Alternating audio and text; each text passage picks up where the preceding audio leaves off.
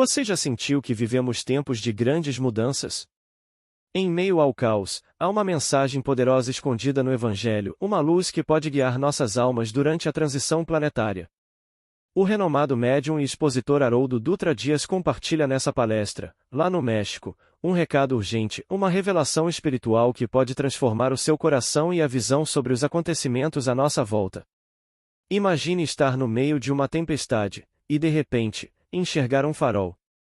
É isso que o Evangelho representa neste momento crítico do mundo. É preciso estar preparado, com o coração aberto, e entender que estamos todos interligados. Neste vídeo, você vai testemunhar insights dramáticos e reflexões profundas que abracem tanto a mente quanto o espírito. A mensagem chama para a ação, e é hora de despertar para nossas responsabilidades interiores. Assista até o fim. Inscreva-se e comente o que essa mensagem traz para você. Vamos juntos trilhar esse caminho. Nosso tema é o Evangelho para enfrentar a transição planetária. Para abordar esse tema à luz da doutrina espírita, nós precisamos repassar aqui 3 conceitos. Um conceito de ser humano, um conceito de humanidade e um conceito de Evangelho. É que, se as palavras não forem bem definidas no início de um discurso, diria Descartes, na introdução de um método, nós corremos o risco de estarmos dizendo a mesma coisa usando palavras diferentes. Ou não nos entendermos simplesmente porque não sintonizamos nas palavras. A doutrina espírita apresenta um conceito de ser humano e de humanidade que eu acredito que está muito bem traduzido no livro Entre a Terra e o Céu, psicografado por Francisco Cândido Xavier, em que André Luiz faz um registro da fala do benfeitor, ministro de nosso lar, Clarencio.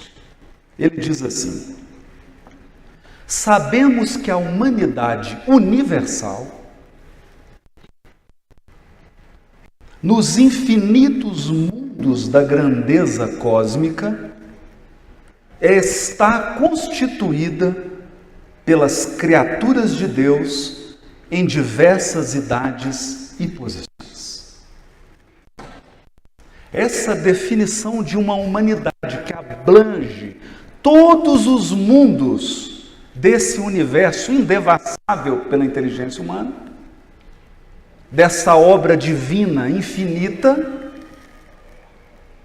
uma humanidade composta por criaturas, seres criados à imagem e à semelhança do Criador, portanto, portadores do gene da divindade, é uma concepção bem mais ampla do que o tacanho conceito de uma humanidade puramente terrestre. E prossegue Clarencio: no reino espiritual, compete-nos considerar igualmente os princípios da herança, da sucessão. Cada consciência, à medida que se aperfeiçoa e se santifica, aprimora em si as qualidades do Pai Celestial, harmonizando-se gradativamente com a lei. Quanto mais elevada a percentagem dessas qualidades no espírito, mais amplo é o seu poder de cooperar na execução do plano divino, respondendo às solicitações da vida, em nome de Deus, que nos criou para o infinito amor e para a infinita sabedoria. Aqui, nessa fala, está sintetizado de modo magistral o propósito da criatura humana. atingir o amor infinito e a sabedoria infinita e cooperar na grandeza da criação universal, à medida que é solicitada pela própria vida.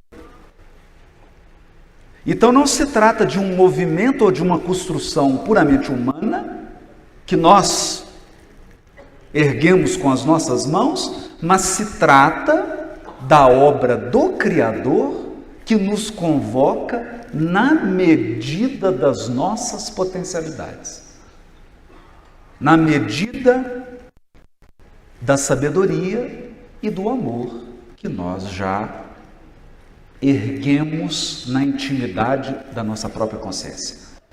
E fecha Clarencio: cada degrau da vida está superlotado por milhões de criaturas.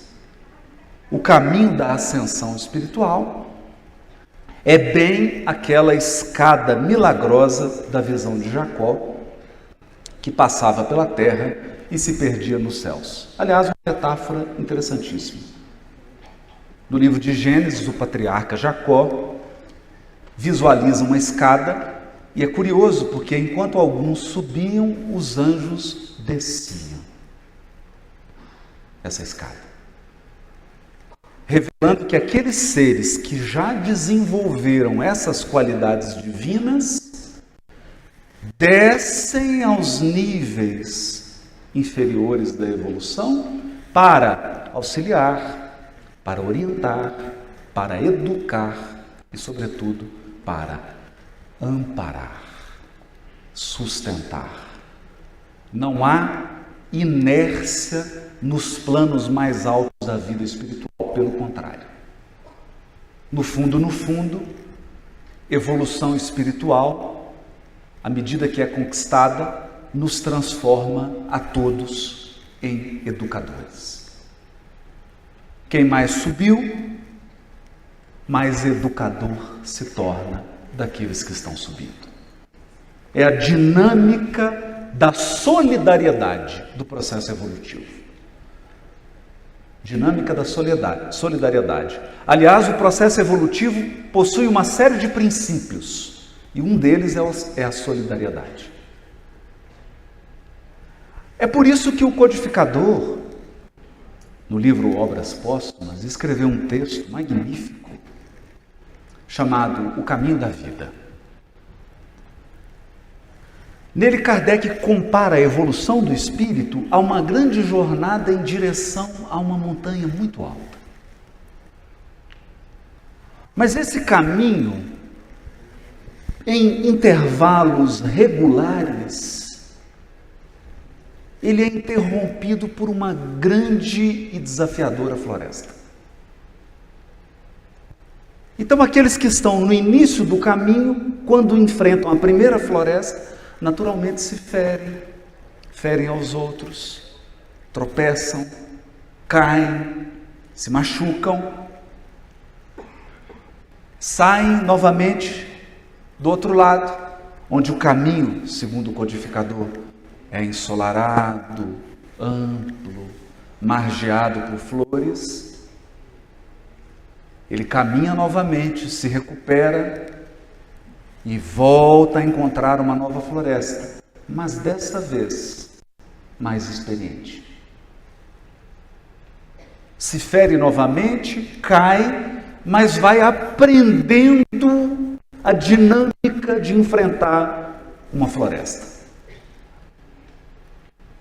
Depois de muito andar nessa estrada, depois de muito avançar nessa senda, esse espírito atravessa a floresta, mas agora traz tanta experiência, tanto know-how, tanto conhecimento dos buracos, dos desafios, dos perigos, de como se recuperar, de como se reerguer, de como se levantar diante dos desafios, que a travessia pela floresta se torna bem mais simples, até que ele não mais necessita desse regime de intervalos regulares de floresta, e atinge as culminâncias de um monte, onde então, ele pode observar todo o traçado daquela estrada. E ele então percebe que havia uma lógica, que aquela estrada estava didaticamente colocada, didaticamente construída, que nenhum daqueles desafios eram em vão. Todos tinham uma função: desenvolver a nossa inteligência e desenvolver o nosso sentimento. Porque o objetivo é a sabedoria e o amor. Kardec então conclui: as florestas são as encarnações no mundo corporal. A estrada ensolarada, margeada de flores, é o mundo espiritual. E o monte são as culminâncias evolutivas do espírito imortal. Pensando dessa forma, quem mais percorreu, mais experiência tem. Pensando dessa forma, o mundo corporal como um todo, a estrutura de um mundo é, na verdade, um grande material didático para o aprimoramento da inteligência e do sentimento. Uma grande escola. Com essa visão de ser humano, com essa visão de humanidade, nós resgatamos um valor que é muito caro, que é muito importante. Porque uma das crises do mundo atual, que na opinião de alguns eruditos, como Zygmunt Bauman, por exemplo, que escreveu O Mundo Líquido, um dos problemas da civilização atual foi ter degradado o valor do ser humano. O ser humano foi colocado num patamar muito inferior ao que ele realmente é. Somos simples seres perecíveis com uma vida ligeira, rápida, repleta de vicissitudes. O ser humano visto dessa forma se torna um objeto perecível. E o que fazemos com objetos perecíveis? Olhamos a data de validade e descartamos. Esse resgate da doutrina espírita do verdadeiro conceito do ser humano o coloca como um ser imortal imperecível, cujo valor intrínseco é inegociável. O valor intrínseco de um ser humano é inegociável. Não se submete a nenhum sistema político, a nenhuma ideologia, a nenhuma filosofia, a nenhuma forma social de vida. Está muito acima disso. Embora, naturalmente, quando encarnado, o ser está condicionado a todas essas limitações. Feitas essas considerações, nós podemos resgatar a fala do instrutor Aulus no livro Nos Domínios da Mediunidade. Aulus dirá a André Luiz o seguinte: indubitavelmente concordava o assistente Aulus, a mediunidade é problema dos mais sugestivos na atualidade do mundo. Aproxima-se o homem terreno. Gostei dessa forma aqui. Aproxima-se o homem terreno da era do Espírito. Sob a luz da religião cósmica, do amor e da sabedoria. E de certo, precisa de cooperação a fim de que se lhe habilite o entendimento. Religião cósmica do amor e da sabedoria. Porque até agora nós temos experimentado o sistema das religiões étnicas e tribais. Religiões que estão limitadas ou que têm um compromisso com uma certa etnia, com uma certa língua, com um certo costume, com um certo modo de viver. Aqui, os Espíritos apontam para a imensidade da criação divina e para uma humanidade que é infinitamente maior do que os singelíssimos 8 bilhões de encarnados, aproximadamente. 8 bilhões de encarnados não podemos dizer nem que se represente uma amostra do que significa a humanidade universal. Bom, então agora podemos falar do Evangelho. Agora podemos falar do Evangelho e da sua contribuição para a transição planetária. Porque a transição planetária é uma efervescência, é um grande caldeirão onde a temperatura subiu. Por quê? Porque os valores cultivados nos últimos 5.000 anos de história da humanidade estão sendo colocados em xeque. Formas de governo, formas de organização social, formas de comércio, de economia, formas de religião, conceitos filosóficos, tudo isso está sofrendo a pressão e a temperatura da transição planetária para que a espiritualidade superior possa retirar somente o material precioso que resistiu à transição planetária.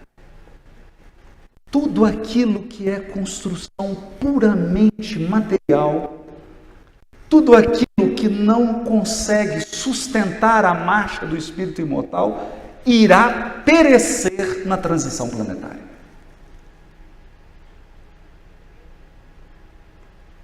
É por isso que ganha relevo o Evangelho, mas aqui há uma advertência.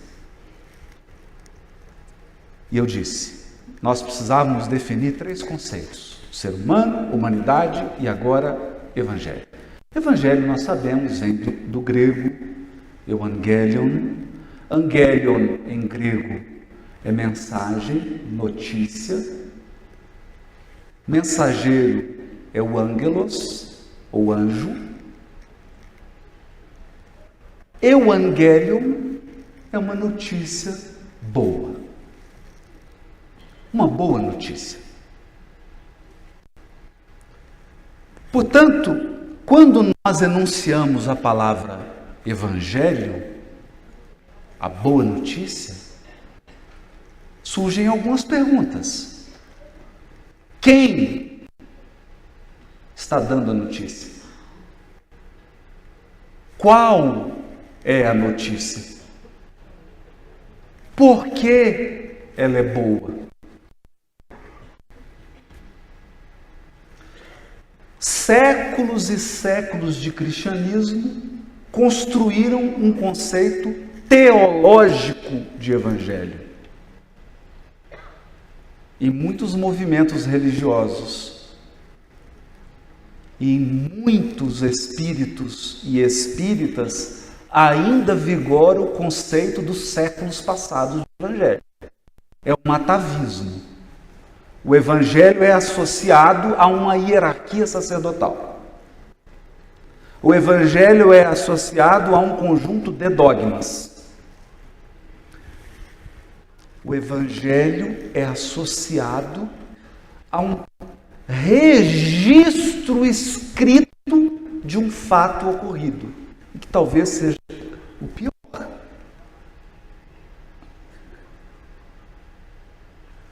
Acreditarmos que o Evangelho é um escrito, a biografia de Jesus. Portanto, a confusão de que o Evangelho pode ser resumido aos 4 evangelhos canônicos: Mateus, Marcos, Lucas e João.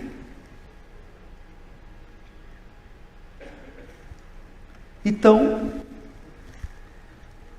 eu recorro a essa biografia para a definição do conceito de evangelho segundo o texto do Evangelho. Marcos, capítulo 1, versos 14 e 15. Depois de João Batista, ter sido entregue, Jesus foi à Galileia proclamando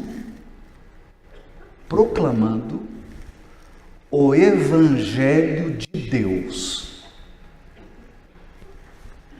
Eu vou ler de novo. Depois de João ter sido entregue, João Batista foi preso, Jesus foi à Galileia proclamando. O verbo proclamar, que é, até no texto grego, é um verbo mais solene. Então ele não foi só falar, lego. Ele foi proclamar. Esse verbo, ele é utilizado em relação aos arautos do rei. O que é o arauto de um rei? O rei enviava um mensageiro para dar uma notícia real. Real no sentido de régia, do rei. Então esse arauto percorria as comunidades, as aldeias, anunciando o que o rei lhe pedia. Portanto, aquele anúncio tinha um valor régio. Não era a simples fala do anunciante. O anunciante agia como assessoria da imprensa do primeiro-ministro ou do presidente, usando uma analogia que a gente possa entender hoje. O porta-voz da presidência ou porta-voz do premier, do primeiro-ministro, ele não fala em nome próprio. Ele fala o discurso oficial. Ele proclama a mensagem da qual ele foi incumbido de transmitir. Acho que ficou claro. Então é importante aqui que o evangelista Marcos ressalta que Jesus foi proclamar. Então ele funcionou como arauto, o que já dá uma pista para a gente. Proclamou o evangelho de quem? Dele. O evangelho de Jesus? Não. O evangelho de Deus. Traduzindo, o arauto, Jesus, o Messias, ungido, escolhido, veio trazer uma boa notícia do rei.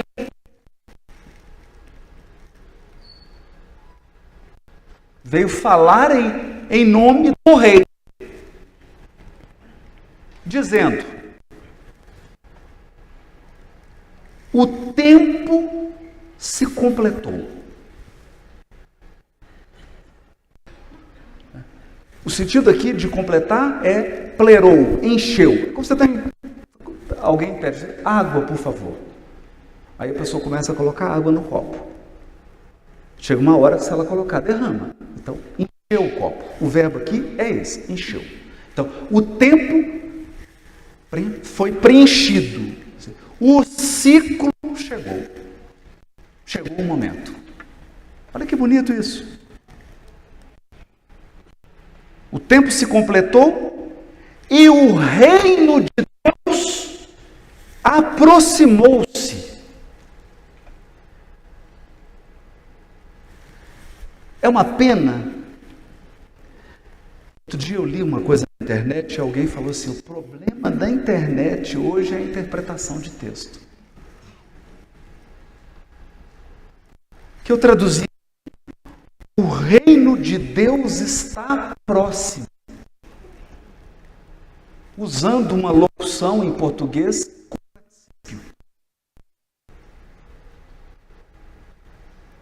Eu vou retraduzir então. O reino de Deus se aproximou. É um verbo.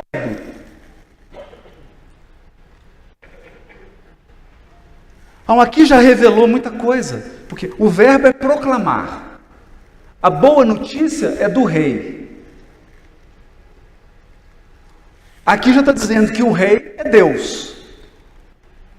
Então Deus enviou o seu arauto para transmitir uma boa notícia. Qual que é a boa notícia? A boa notícia é o seguinte: Ele, Deus, agiu. Como que Ele agiu? Ele aproximou o seu reino da terra. O reino de Deus se aproximou da terra.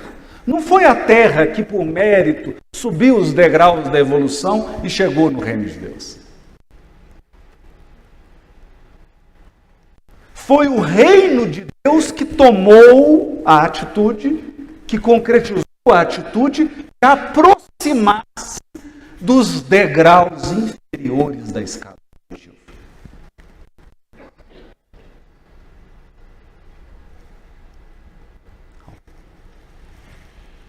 E então, o que disse Jesus? Arrependei-vos. Arrepender, que aliás é um verbo também triste, porque de falar arrepender, a pessoa pensa no arrependimento em português, né? E a palavra grega é metanoia. Noia é mente, meta é transformação da mente. Transformai a vossa mente e crede no Evangelho, na boa notícia. É um anúncio régio. É um anúncio que eu nem poderia estar lendo isso aqui assim, dessa maneira mineira. Tinha que tocar aqui uma orquestra e dar um som, porque toda uma solenidade condizente com a grandeza da notícia. A notícia é: o reino de Deus resolveu vir até nós.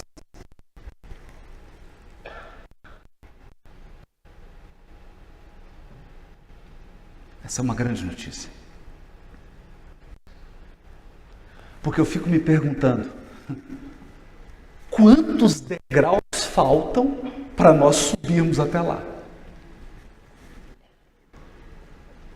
Se nós dependêssemos dos encarnados da Terra para alcançar os valores do reino de Deus,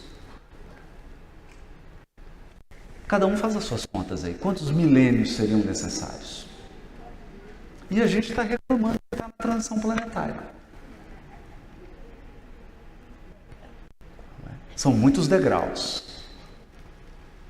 Mas como o mecanismo da evolução espiritual é um mecanismo de solidariedade, o reino desceu a escada, o que aliás não tem nenhuma novidade, porque quando Jacó viu a escada, os anjos desciam e os homens subiam. Homens no sentido de ser humano.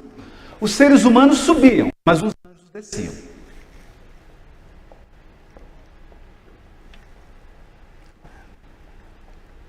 A grande questão é: o que é o reino de Deus? E Jesus vai contar 25 parábolas para dizer o que é o reino de Deus. Fiquem tranquilos, eu não vou repeti-las agora. 25 parábolas. O reino dos céus é semelhante a um semeador que saiu a semear. O reino dos céus é semelhante a um homem dono de uma vinha. O reino dos céus é semelhante. Por que a linguagem do é semelhante? Porque como você traduz em palavra uma realidade divina?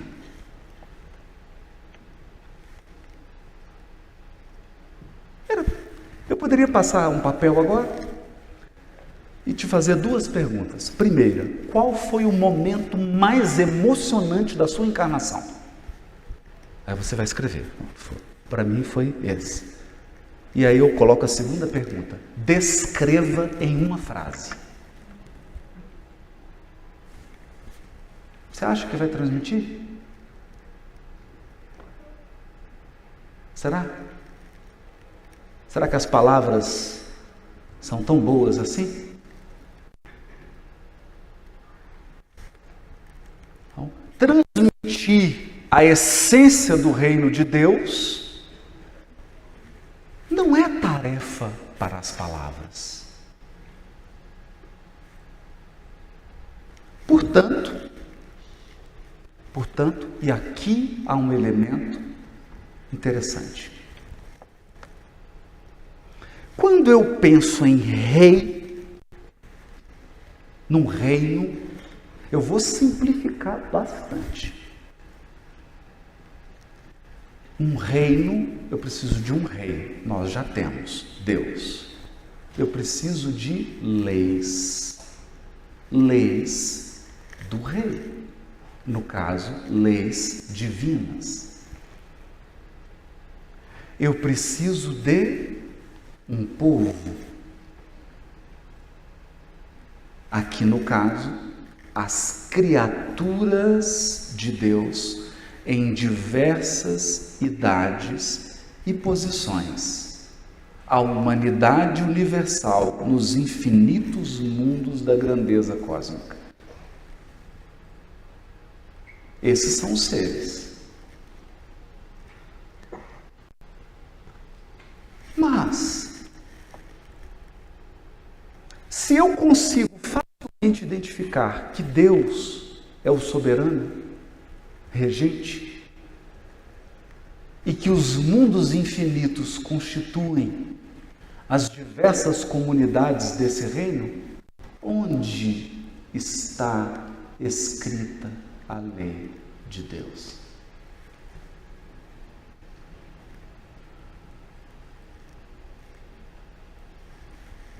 No Evangelho de Marcos?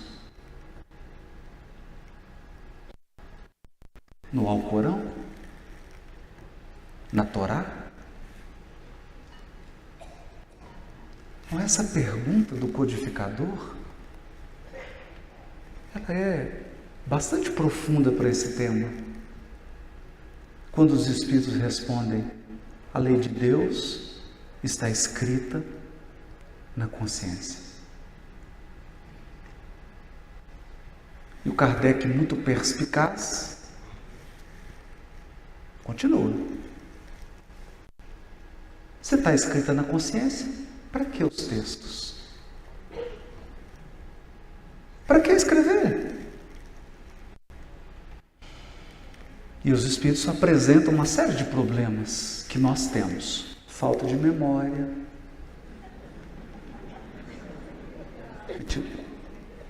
Alzheimer espiritual. A gente esquece a lei divina. Esquece. Rejeitamos a lei divina. Nos colocamos contra a lei divina. Deturpamos a lei divina. Uma série de problemas.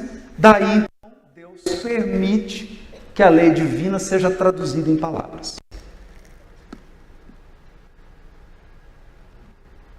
Mas eu quero fazer uma reflexão aqui.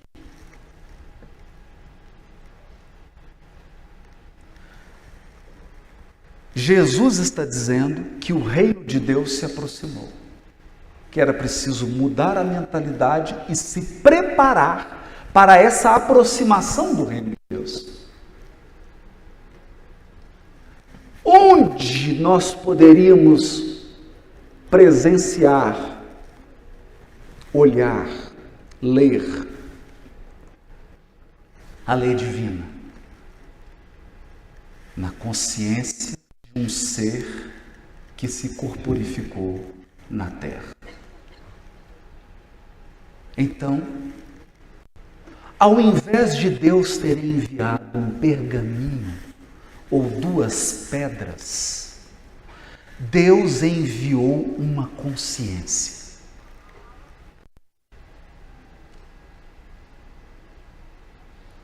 Uma consciência que já havia realizado em si mesma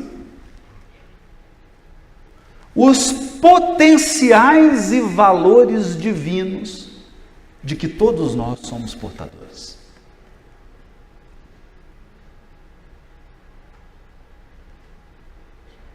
Então você pode pensar assim: há 1000 anos atrás, nós precisávamos carregar um pergaminho e abrir o pergaminho. Hoje, não precisa abrir pergaminho nenhum.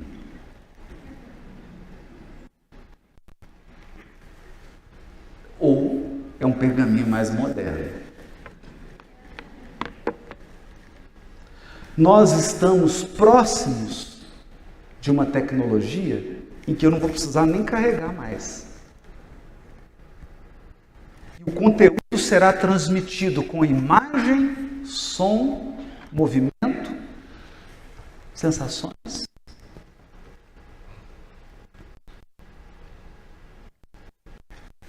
O Criador envia o que há de mais sofisticado na criação. Envia uma consciência. A consciência que encarnou no orbe é Jesus.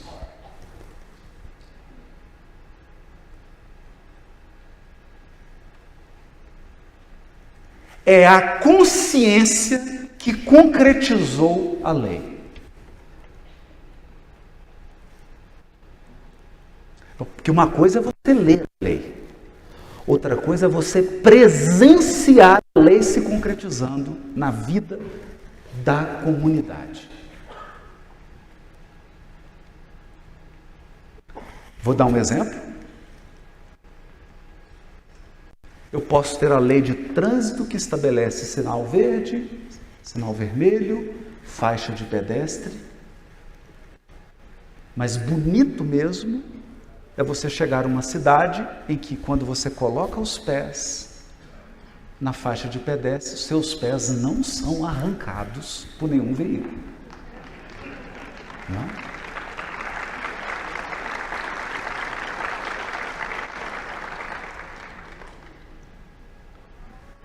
Leis ambientais são maravilhosas,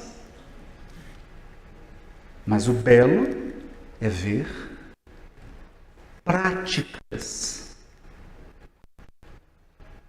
condutas de vida que concretizem os princípios de proteção ambiental.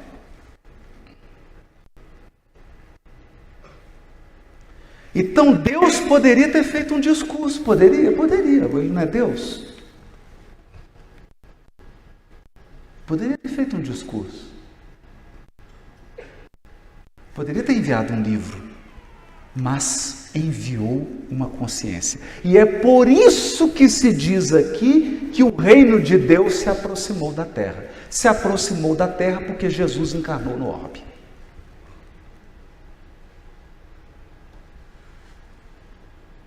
A encarnação de Jesus no orbe representa a concretização da lei divina diante dos nossos olhos. e a possibilidade agora de alcançarmos esse reino com mais eficiência e com mais eficácia, porque agora nós temos um guia e modelo. Temos um guia e modelo. Temos uma consciência que já atingiu a sabedoria e o amor. Portanto, podemos mirar, podemos olhar essa consciência, vivendo entre nós, nas nossas condições. Isso é o mais interessante. Por quê? O que seria se nós pudéssemos observar Jesus vivendo nos planos em que Ele habita? Aí eu teria que voltar e viver segundo os habitantes aqui da terra. Então Ele veio aqui, nas nossas condições, viver conosco. Tudo isso pode ser resumido da seguinte maneira: e o Verbo se fez carne, fez concreto. Em Jesus nós temos uma fala de Deus para a humanidade terrena. E é uma fala objetiva, não é uma fala abstrata. É uma fala que diz a respeito das condições de vida do encarnado e do espírito imortal em evolução no orbe.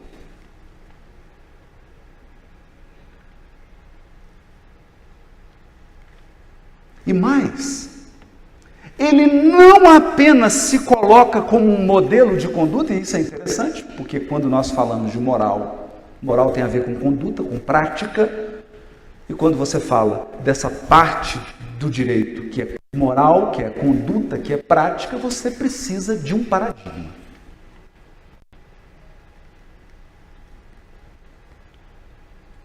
Um paradigma, um modelo.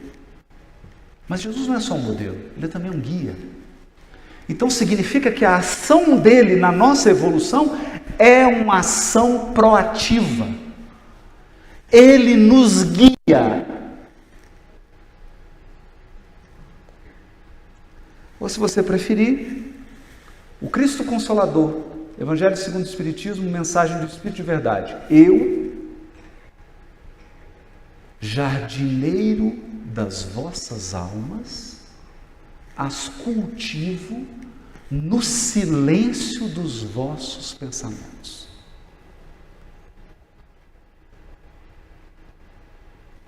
Está dito lá pelo Espírito de verdade. Cultivo as vossas almas no silêncio dos vossos pensamentos. Um jardim. Uma plantação. E é por isso que Jesus irá comparar o reino de Deus diversas vezes a uma plantação. Diversas vezes. Porque na plantação nós sabemos, algumas plantas vingam, outras não. Nós temos pragas, nós temos que limpar o terreno, precisa adubar, precisa cultivar, precisa esperar a ação do tempo, precisa colher. Compara o reino de Deus a uma vinha. E é uma das parábolas mais representativas do reino de Deus nos evangelhos, tão representativa que os espíritos resolveram adotar a simbologia dessa parábola, colocando a imagem dessa parábola nos prolegômenos, com o galho da videira, e dizendo: esse galho da videira, o cacho de uva, representa, simboliza o trabalho do Criador.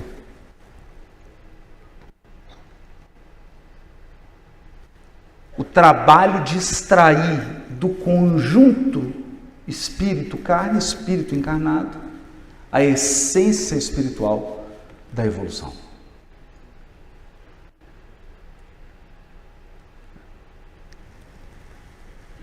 Se esse, então,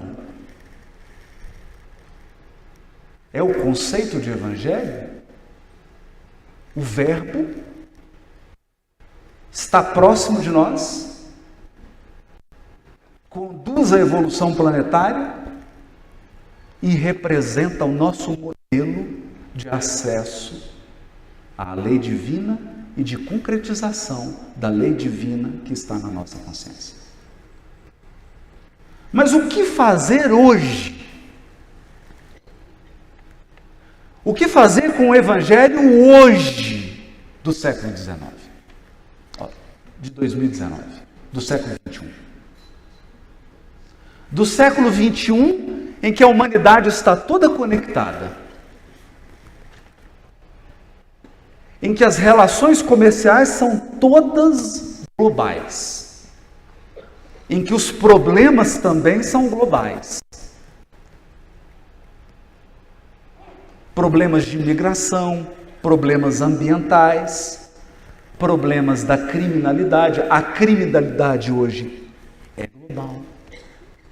É global. Basta pensar no tráfico ilícito de entorpecentes, no tráfico ilícito de armamentos. Quando observamos os dias de hoje, os jovens de hoje, o estilo de vida de hoje, e falamos do papel do Evangelho na transição planetária, só podemos fazê-lo se formos buscar a essência dessa mensagem, não os elementos que a transportaram. Eu vou explicar melhor. Jesus se corporificou e agiu ali na Judéia, na Galileia. Utilizou um vocabulário que era um vocabulário de 2000 anos atrás, de uma etnia, de uma cultura específica. Se vestiu, comeu e se comportou segundo os cânones daquela comunidade, daquele tempo. Isso está dito com a clareza solar na questão 627 do Livro dos Espíritos. Falou através de alegorias e símbolos para que a mensagem dele sobrevivesse até hoje. Porque a maioria lê, não entende nada, e não entendendo nada, não consegue adulterar.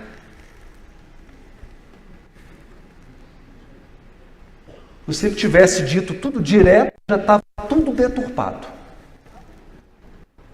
Então a mensagem do Evangelho foi criptografada em alegorias e em parábolas, para chegar até nós. Mas o que nós vamos fazer? Pegar a banana, descascar, jogar a banana fora e comer a casca.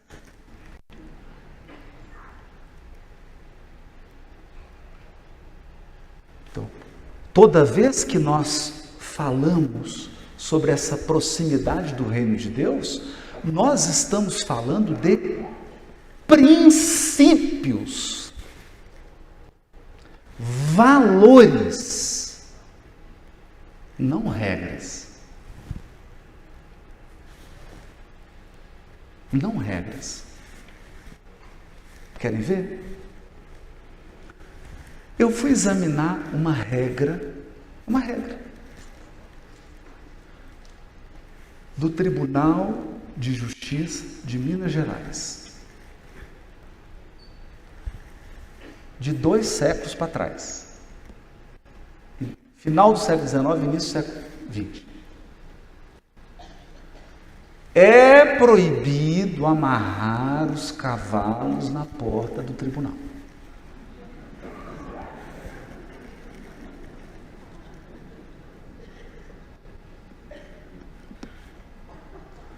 O que acontece com regras? As regras não resistem à lei do progresso. Então hoje, ninguém vai a cavalo para o tribunal.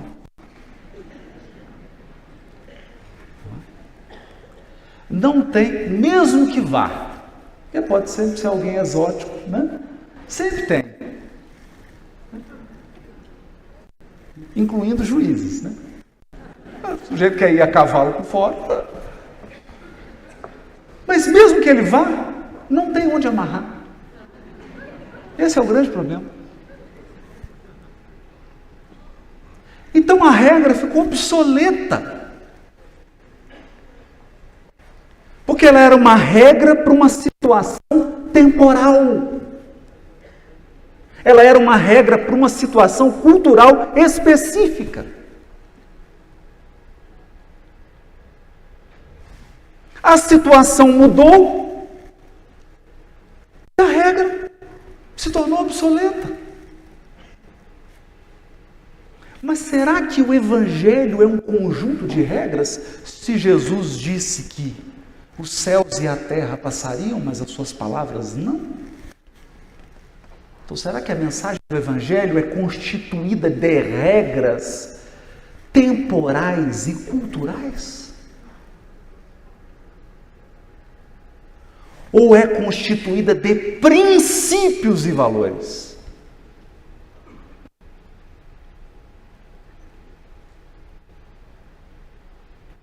Princípios e valores. Qual que é a diferença? Eu vou citar aqui um princípio que o trigueiro vai ficar feliz. Há um princípio do direito ambiental. Um princípio, não é uma regra.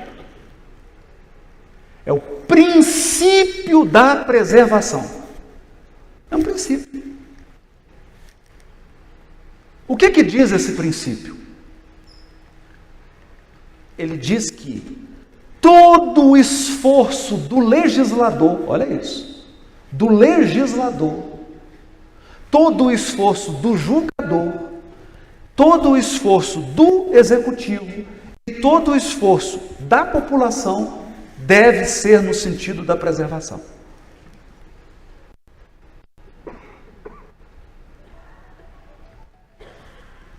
Aí nós falamos assim, então o legislador diz, como é que eu vou concretizar esse princípio? Aí ele cria um monte de regras.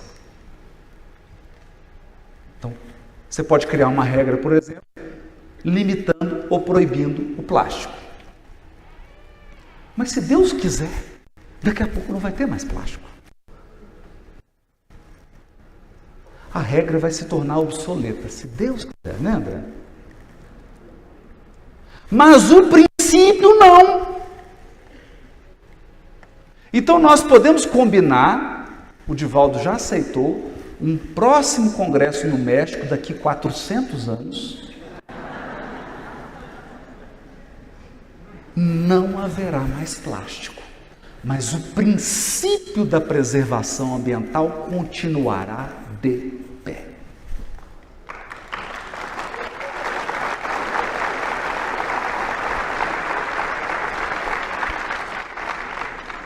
Então, qual era o grande desafio de Jesus conversar com os fariseus? Sabe qual era o desafio? Porque os fariseus construíram uma religiosidade, uma espiritualidade baseada em regras. E Jesus vivia uma religiosidade e uma espiritualidade baseada em princípios, em valores. Então o fariseu chegava para ele e falava assim, mas vai comer sem lavar a mão? Lá em casa, se eu colocar essa regra, eu apanho. Eu custo para colocar a regra do chegar da escola, tirar o uniforme, é uma luta. Não sabe o que eu sofro? Chega às 5h30 e fala, você está com o uniforme até agora, filho. E Jesus comia sem lavar as mãos. Os fariseus estabeleceram que religiosidade e espiritualidade é lavar as mãos. E eles estabeleceram que espiritualidade e religiosidade é você só se relacionar com quem é puro.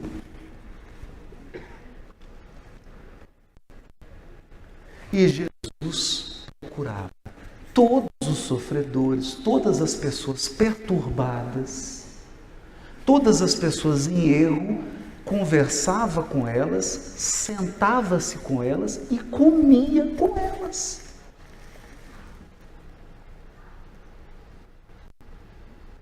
E o que aconteceu?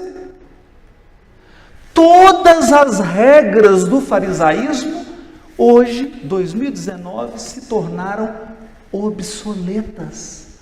E todos os princípios adotados por Jesus continuam vivos mais do que nunca. E agora, ao concluir essa poderosa reflexão, o que resta para nós? Haroldo nos lembra que a transição planetária é também uma chamada para cada coração despertar, uma oportunidade de crescer espiritualmente, de resgatar valores eternos e viver com propósito. Ame e compreenda, esse é o mandamento que carrega o poder de transformar nossas atitudes, por consequência, nossa realidade.